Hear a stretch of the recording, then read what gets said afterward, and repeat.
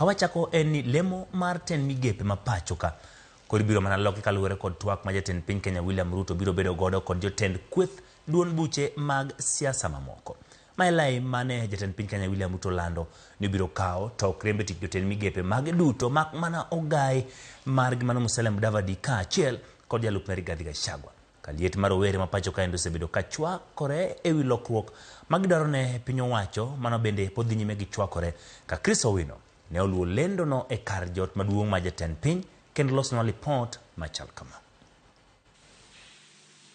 Kar sochiko gi dakika 18 kod nyiriri 45 jatend piny William Ruto owuok oko mar apisi mare e kar jot maduong' ma jatend piny mar chiwo twak ne piny Kenya. Good afternoon, dear Kenyans. Ote mare ne oyengo tunge piny Kenya duto ka jotend migepe duto odir oko e gino mabende okelo buok kod mor ne ji mopogore.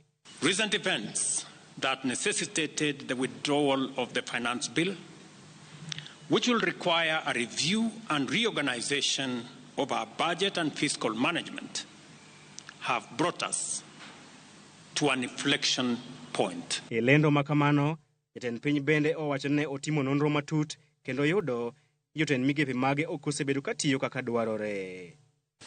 Upon reflection, listening keenly to what the people of Kenya have said, and after a holistic appraisal of the performance of my cabinet and its achievements and challenges, I have today, in line with the powers given to me by Article 1521 and 1525B of the Constitution and Sections 12 of the Office of the Attorney General's Act, decided to dismiss with immediate effect all the cabinet secretaries and Attorney General of the Republic of Kenya, of the Cabinet of Kenya, except the Prime Cabinet Secretary and Cabinet Secretary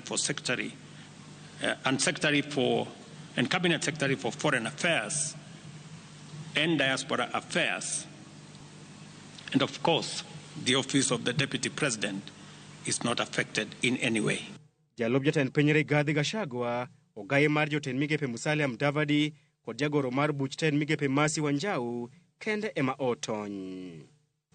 Jatend piny osingo mar chuogo buch tend migepe manyien bang' timo twak kod jotelo mopogore opogore mag siasa kod jolony e ndalo mabiro. I will immediately engage in extensive consultations across different sectors and political formations and other Kenyans,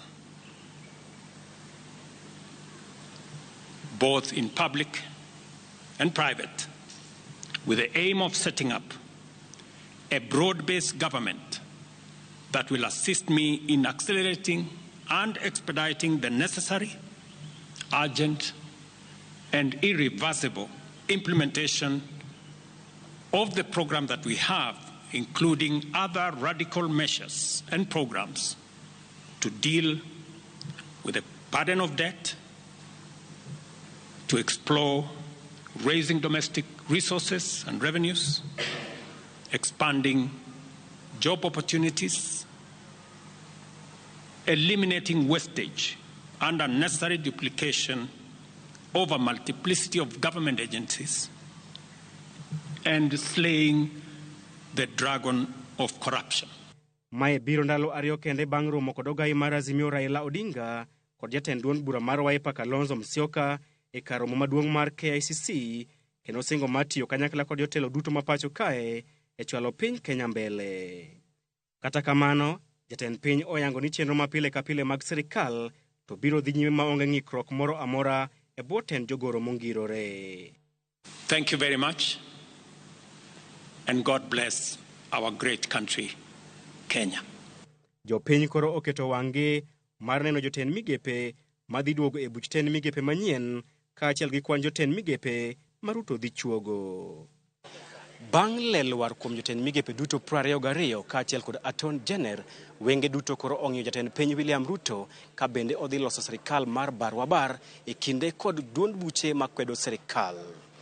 Chris Owino, Ramogi TV, State House, Nairobi.